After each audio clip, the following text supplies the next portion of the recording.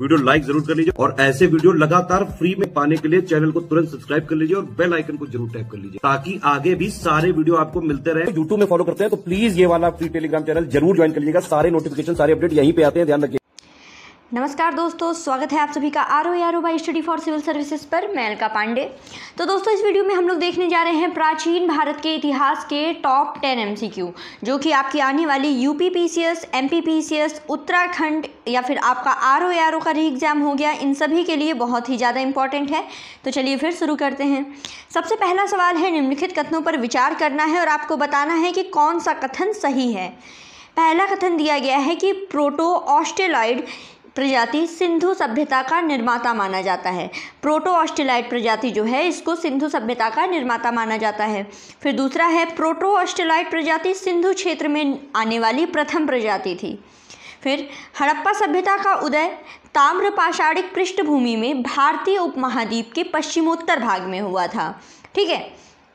फिर है, सिंधु सभ्यता के लोग जो है वो लोहे से परिचित नहीं थे। इसमें आपको बताना है कि कौन सा सही है। तो इसमें देखिए, ये बात एकदम सही है कि ये लोग लोहे से परिचित नहीं थे। ठीक है। उसके बाद हड़प्पा सभ्यता का उदय भी ताम्रपाषाणिक पृष्ठभूमि में भारतीय उपमहाद्वीप के पश्चिमोत्तर भाग में हुआ था। ये भी एकदम सही है। ठीक है। पश्चिमोत्तर भाग कौन सा हो गया? ये हमारा भारतीय उपमहाद्वीप है। पश्चिमोत्तर मतलब ये वेस्ट हो गया, वेस्ट का उत्तर, ये वाला डायरेक्शन। ठीक है, सिंधु वाला एरिया, ये भी सही हो गया। फिर उसके बाद क्या है, ये भी एकदम सही है कि जो प्रोटो ऑस्ट्रेलॉइड प्रजाति थी, ये सिंधु क्षेत्र में आने वाली पहली प्रजाति थी। लेकिन पहला स्टेटमेंट यहाँ पे गलत है कि ये जो प्रोटो ऑस्ट्रेलॉइड प्रजाति थी, ये सिंधु सभ्यता का निर्माता माना जाता है, ये गलत है। ठीक है। तो BCD तो सही होगा। इसका एक्सप्लेनेशन देख लेते हैं। ये प्रोटो ऑस्ट्रेलॉइड प्रजाति नहीं थी, बल्कि मेडिटेरियन प्रजाति थी। ठीक है, मेडिटेरियन प्रजाति थी, इसको सिंधु सभ्यता का निर्माता माना जाता है और इस समय यह प्रजाति दक्षिण भारत में पाई जाती है। ठीक, अब आगे बढ़ते हैं। अगला सवाल है, निम्नलिखित कथन पर आपको विचार करना है और बताना है कि कौन सा सही नहीं है। सबसे पहले, सिंधु सभ्यता का ज्ञान साहित्य से हुआ है, गलत। ठीक है। दूसरा, सिंधु सभ्यता मातृ प्रधान सभ्यता थी, हम सभी ने पढ़ा है, बिल्कुल मदर गॉडेस वगैरह की पूजा होती थी, वहाँ पे मातृ प्रधान थी ये। फिर इसकी सिंधु सभ्यता के लोग पशुपति की पूजा करते थे, हाँ सही है। और सिंधु सभ्यता का स्थल मुंडीगाक और सुरतुगई, ये अफगानिस्तान में स्थित है। ठीक है। तो कौन सा सही नहीं है? तो पहला ही नहीं सही है। ठीक है। सिंधु सभ्यता का ज्ञान साहित्य से हुआ है, ये गलत है। अभी के प्रेजेंट टाइम में भी उस समय की कुछ ऐसी लिपियां हैं पिक्टोग्राफिक, जिनको अभी तक डिसिफर नहीं किया गया है। तो इसका जो है ज्ञान साहित्य से नहीं बल्कि उत्खनन से हुआ था। ठीक है। जगह जगह पे उत्खनन हुआ, तरह तरह की चीज़ें मिली, पॉटरी वगैरह मिली, ठीक है, पेंटिंग्स मिली, कुछ अवशेष मिले, उनसे पता चलता है सिंधु सभ्यता के बारे में। ठीक है। तो पहला स्टेटमेंट यहाँ पे गलत है, इसके अलावा सब सही है। ऑप्शन ए यहाँ पे सही होगा। आगे बढ़ते हैं। अगला है, निम्नलिखित कथनों पर आपको विचार करना है और बताना है कि कौन सा नहीं सही है, कौन सा सही नहीं है। सबसे पहले, सिंधु सभ्यता का दक्षिणतम बिंदु क्या है? दईमाबाद। फिर है, सिंधु सभ्यता का पश्चिमोत्तर स्थल दिया गया लोथल। सिंधु सभ्यता का सबसे उत्तरी स्थल है मांडा और सबसे पूर्वी स्थल मेरठ में स्थित आलमगीरपुर है। तो सही कौन सा नहीं है, ये बताना है। तो देखिए, दूसरा स्टेटमेंट केवल 2 जो है ये सही नहीं है। क्यों? क्योंकि जो सिंधु सभ्यता के पश्चिमोत्तर स्थल है वो है दास्क नदी के किनारे सुतका गेंडोर। ठीक है।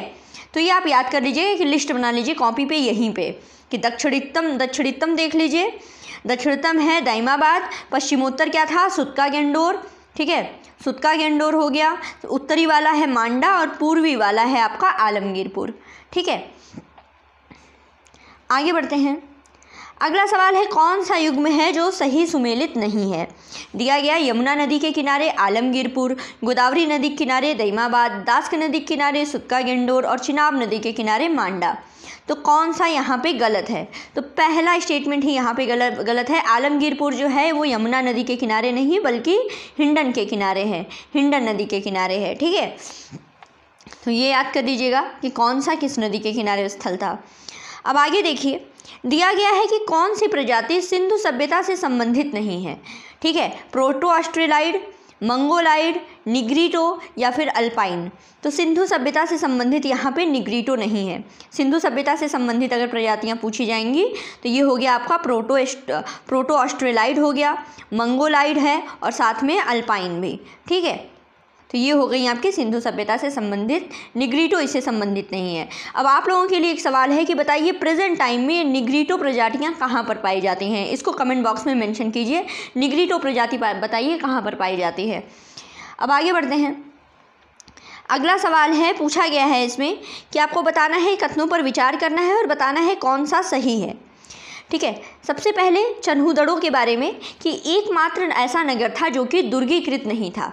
ठीक है, दूसरा, ईंटों का सबसे प्रचलित प्रकार था 4/2/1। ठीक है, 4 संबंधे 2 संबंधे 1, ये आकार था लंबाई चौड़ाई ऊंचाई में।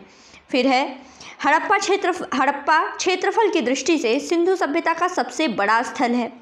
फिर है सिंधु सभ्यता सुमेर, बहरीन और ईरान से व्यापारिक संबंध है। सिंधु सभ्यता के सुमेर, बहरीन और ईरान से व्यापारिक संबंध थे। तो आपको बताना है कि कौन सा सही है यहाँ पे।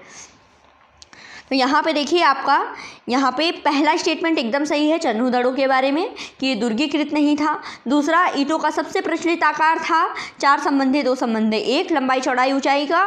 फिर उसके बाद तीसरा जो है, इनके व्यापारिक संबंध थे सिंधु सभ्यता के समय में सुमेर से भी, बहरीन से भी, ईरान से भी। लेकिन अगर क्षेत्रफल की दृष्टि से सिंधु सभ्यता का सबसे बड़ा स्थल देखें तो ये है आपका ये सिंधु सभ्यता का हड़प्पा जो है दूसरा सबसे बड़ा स्थल है। ये इसके बारे में अगर देखें तो हड़प्पा जो है ये पूरा स्थल पाकिस्तान के पंजाब प्रांत में मांगमोंगरी में जिले में रावी नदी के बाएं तट पर स्थित था। ठीक है, ये दूसरा सबसे बड़ा स्थल है जो कि 150 हेक्टेयर के घेरे में बसा हुआ था। अब आपको बताना है कि सिंधु सभ्यता का सबसे बड़ा क्षेत्रफल वाइज सबसे बड़ा स्थल कौन सा है। हड़प्पा तो पता चल गया कि हड़प्पा जो है सेकंड है, सबसे बड़ा कौन सा है ये बताना है। और यहाँ पे 2 सवाल है, एक तो सिंधु सभ्यता का सबसे बड़ा बताइए कि सबसे बड़ा स्थल कौन सा है ओवरऑल, और दूसरा बताना है आपको कि इंडियन कॉन्टिनेंट में भारतीय जो हमारा क्षेत्र है इसमें भारतीय उपमहाद्वीप में सबसे बड़ा कौन था। दोनों सवाल अलग अलग हैं, एक ओवरऑल सबसे बड़ा बताइए और भारतीय उपमहाद्वीप में सबसे बड़ा कौन था ये भी बताइए। अब आगे बढ़ते हैं अगले सवाल की तरफ। अगला सवाल दिया गया है कि निम्नलिखित युग्मों में से कौन सा सुमेलित नहीं है। स्थल दिए गए, खोजकर्ता दिए गए। चन्हुदड़ों के जॉर्ज डेल्स, लोथल के हैं SR राव, कालीबंगा अमलानंद घोष और बनवाली जो है इसमें RS विष्ट। तो आपको बताना है कि कौन सा गलत है। जिसमें गलत है आपको पहला वाला, चन्हुदड़ों की खोज जो है वो NG मजूमदार ने की थी, ना कि जॉर्ज डेल्स ने। इसको यहीं का यहीं याद करते चलिए कि चन्हुदड़ों के खोजकर्ता NG मजूमदार, लोथल के SR राव, कालीबंगा के अमलानंद घोष और बनवाली के RS विष्ट। ठीक है, आगे बढ़ते हैं अगले सवाल की तरफ।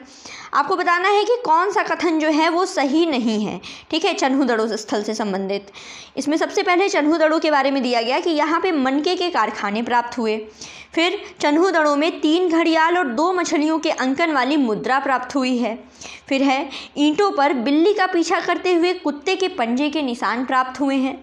और चौथा है कांसे की नर्तकी की मूर्ति प्राप्त हुई है। जो चन्हुदड़ों के बारे में कौन सा सही नहीं है तो ये आपको बताना है।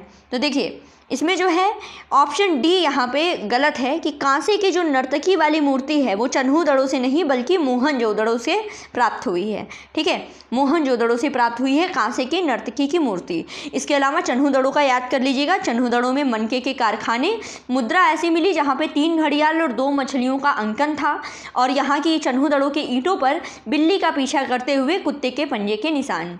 ठीक है, अब अगला सवाल है, सूची 1 को सूची 2 से मिलान करना है। ठीक है, विशाल स्नानागार, वक्राकार ईंटें, गोदीवाड़ा और अनाज कूटने के वृत्ताकार चबूतरे। ठीक है, तो ये आपको बताना है। विशाल स्नानागार कहाँ पे प्राप्त हुआ, बहुत ही इजी, मोहनजोदड़ो में प्राप्त हुआ था विशाल स्नानागार। फिर वक्राकार ईंटें जो है चन्हुदड़ो से प्राप्त हुई, और गोदीवाड़ा लोथल से, और अनाज कूटने का वृत्ताकार जो है चबूतरा ये हड़प्पा से प्राप्त हुआ। ठीक है, इस तरीके से आपका ऑप्शन डी यहाँ पे सही होगा।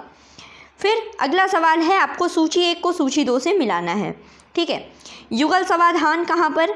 युगल समाधान जो है वो कालीबंगा से प्राप्त हुआ, युगल समाधान के साक्ष्य।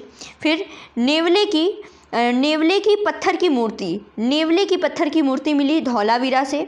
फिर मांग में सिंदूर भरी मूर्तियाँ, ये नौसारों से। और 21 समाधान जो है वो मोहनजोदड़ो से। ठीक है, इसको याद कर लीजिएगा, लिस्ट बनाते चलिए। एंशिएंट हिस्ट्री में बहुत ही इंपॉर्टेंट है कि किस युग के किस स्थल से कौन सी चीज़ें प्राप्त हुई हैं। इसके अलावा खोजकर्ता और जो भी आपका हड़प्पा कालीन या फिर इंडस वैली सिविलाइजेशन के जो भी स्थल हैं वो किस नदी के किनारे स्थित हैं, किस प्रांत में स्थित हैं, ये सब सवाल एग्जाम में पूछा जाता है। ठीक है, इसके अलावा देखिए दोस्तों, आपके 10 MCQ कंप्लीट हुए। दूसरा एक और चीज़ मैं आप लोगों को एडिशनल इन्फॉर्मेशन देना चाहती हूँ कि आप लोग गूगल प्ले स्टोर से जा करके स्टडी फॉर सिविल सर्विसेज का ऐप इंस्टॉल कर सकते हैं। यहाँ पे आपको एग्ज़ाम अपडेट, आप किसी भी एग्ज़ाम की प्रिपरेशन कर रहे हैं, जैसे आपका अभी इस समय UPPSC का एग्रीकल्चर वाली जो वैकेंसी आई है उसका जो ग्रुप है वो भी एप्लीकेशन पर शुरू किया जा चुका है। इसके अलावा हमारे स्टडी फॉर सिविल सर्विसेज में आप अगर UPPCS की तैयारी, MPPCS है, उत्तराखंड है, साथ ही साथ आपका RO का री एग्ज़ाम है, BU की वैकेंसी आ रही है, इलाहाबाद हाई कोर्ट की वैकेंसी आ रही है। अगर आप इन सभी की तैयारी करना चाहते हैं तो हमारे डिस्क्रिप्शन बॉक्स में दिए गए नंबर पे आप कांटेक्ट कर सकते हैं। तो बस ऐसे ही पढ़ते रहिए। Thank you so much.